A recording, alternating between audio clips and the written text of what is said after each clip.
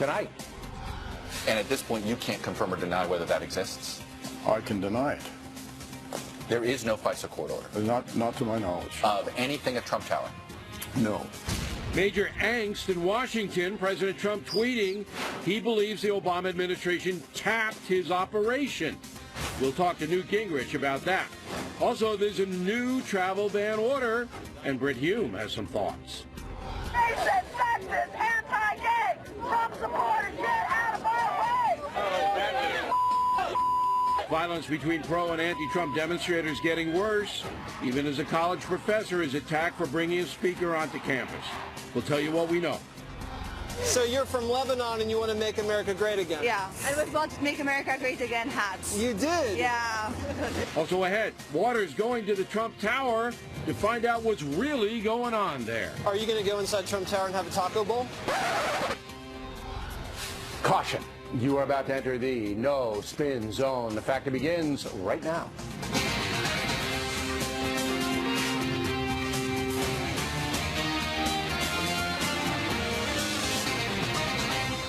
Hi, I'm Bill O'Reilly. Thanks for watching us tonight. Taps, collusion, and chaos.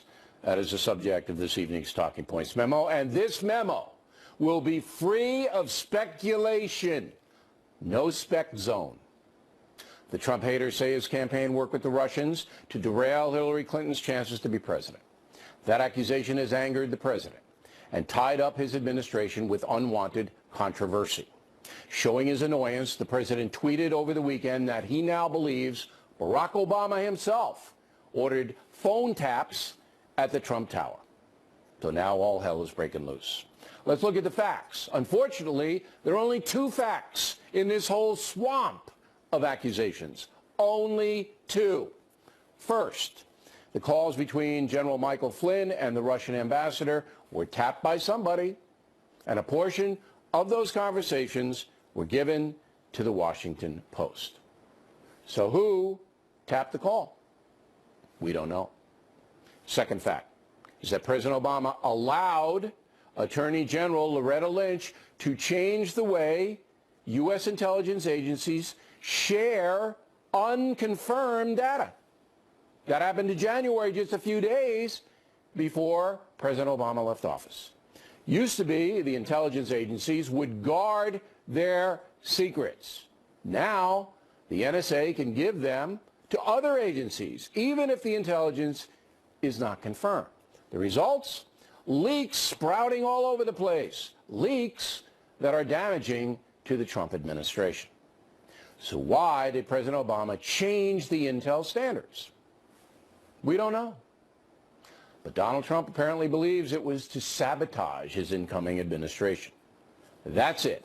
That's the only factual information we can give you. All the rest is blather, opinion, propaganda, speculation. Now, the entire tawdry mess is based on the Russian hacking, which bedeviled the Clinton campaign. As stated, some anti-Trump people accuse the president and his acolytes of working with the Russians. But yesterday, the former director of national intelligence under President Obama said he found no evidence of that. Does intelligence exist that can definitively answer the following question, whether there were improper contacts between the Trump campaign and Russian officials? We did not include any evidence in our report, and I say our, that's NSA, FBI, and CIA with my office, the Director of National Intelligence, that had anything that had any reflection of collusion between members of the Trump campaign and the Russians. There was no evidence of that included in our report. And that report was issued on January 6th. Also, a senator investigating the Russian deal said the same thing. I know you've been briefed by FBI Director Comey and other members of the Intelligence Committee, investigative committee. You've seen no evidence so far of collusion. Thus far, I have not. Now, we're still in the relatively early stages of our inquiry, and it will be thorough and wide-ranging and follow the facts wherever they take us. Senator Cotton will be here tomorrow night.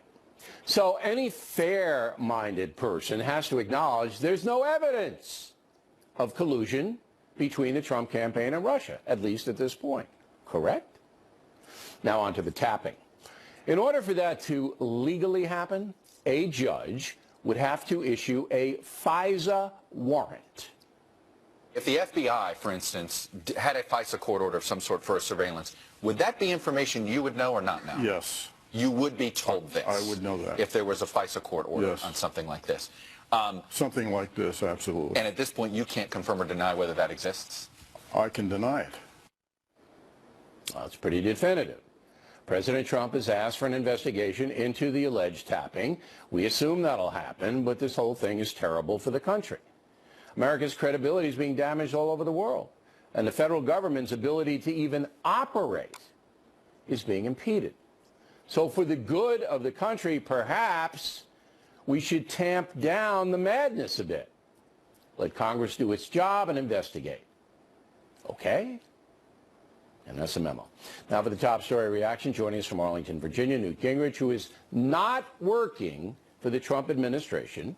He is a Fox News contributor. Where am I going wrong here, Mr. Speaker? Well, I think you're largely right, but I want to go back to your very first point, which is there apparently was some kind of wiretapping or listening to the Russian ambassador and General Flynn. It was leaked, which is, by the way, a felony. And it's part of why you have this fury from President Trump. Every time he turns around, he's faced with a bureaucracy in which during the campaign, 95% of the bureaucrats' money was given to Clinton, 97% at the Justice Department, 99% at the State Department. He is surrounded by people who wish to destroy his administration. They are leaking like crazy. President Obama made it easier to leak in January. And I think if you were Donald Trump, you'd be pretty furious. And you'd feel like I don't that think the there's old order's anybody against you. going to argue with that. All right? The facts are the facts. Based upon your government experience, will the two congressional committees investigating this, one Senate, one House, be able to find out who tapped the Russian ambassador and Flynn? Will that become apparent fairly quickly? It will become apparent if they use their subpoena power and if Attorney General Sessions enforces that subpoena power. Well, he certainly will. But it's going to be a brawl. I mean, you know, because if you go back and look at Iran-Contra, which I lived through, or Watergate, which was before I came to Washington, eventually these committees can get through a lot of stuff. Because that's the key, is it not? We deserve to know. That's the key, the whole case. Yeah. You have to find out who tapped Flynn and the Russian ambassador. You have to find out. You have to find out whether it was a legal tap. And who else they were, by the way, who else they were tapping. Remember, you have this statement that there wasn't a FISA court approval, according to former Director Clapper of National Intelligence, Clapper. But if there wasn't, then who approved the tap that apparently picked up Flynn? That's what I'm saying. This whole house of cards, everything falls down as soon as the congressional committees can find out who tapped the ambassador and Flynn, because Flynn was an American citizen. He didn't hold a government position then. All right? So they would have had to have gotten a warrant in order to do it. And if they didn't, now it's possible, I guess, Russian intelligence was tapping, maybe, in a foreign country, but we have to know that's almost an act of war if that happened. So I want everybody, the reason I'm doing this with you. I don't think the Russian intelligence tapped the Russian ambassador to leak it to the Washington Post. Well, you don't know. I mean, it's possible. And what I'm trying to do here is be as fair as humanly possible. The speculation surrounding this Russian Trump campaign makes me sick. Not because I'm a partisan, but because I'm a journalist. It makes me sick to hear every single day and read reports based on anonymous sources that go nowhere, that are purely there to destroy the current president. Do you feel as strongly about it as I do? Oh, at least as strong. Look, the Washington Post's vicious assault on Attorney General Sessions the other night happened to come the day after Trump had a great day. He delivered a great speech. And you read what they actually wrote. It is such garbage. Well, tell the audience what the vicious assault was. That it is an embarrassment. What was it, the vicious assault? They have a headline that says, you know, Sessions met on 2 occasions with the Russian ambassador. One of the 2 occasions turns out to be a group of ambassadors at the convention as a group The other happens to be a meeting by Sessions as a U.S. Senator on the Armed Services Committee in his office with 2 senior staff people. We now have pictures of Nancy Pelosi with the Russian ambassador. Okay, but let's put put politics aside. So you felt that the Washington Post's reportage, this wasn't an editorial, okay, was designed to hurt Attorney General Sessions and, by extension, President Trump. It's part of the ongoing war of the Post and the New York Times against the Trump administration. Has nothing to do with journalism. It is an open war against somebody who they wish to destroy. And then that gets picked up on the cables and in network news. What they write gets picked up, and the speculation or the out-of-context reportage then takes on a life of its own. And that's why Donald Trump is so angry. But he should not have said, unless he has proof, and maybe he does, that President Obama tapped Trump Tower, correct? Well, that's right. He shouldn't have. But on the other hand, I don't know exactly what proof he has. Yeah, but notice, if he has Bill, proof, he has, I think you're going to cover this later on. Go ahead. That's right. But I notice you're going to cover later on, I think, tonight, this whole issue at, I think, Middlebury College, where this professor is under assault for even inviting somebody. All of this stuff is growing because the left is going crazy in response to Donald Trump winning. All right. But if the president doesn't have at least strong circumstantial evidence that Trump Tower was tapped, he should correct the record, because that, one president lining up against another, almost unprecedented. You just proved it was tapped, but Bill, you proved yourself it was tapped. That's where the General Flynn was. Interesting point. That's where Flynn was.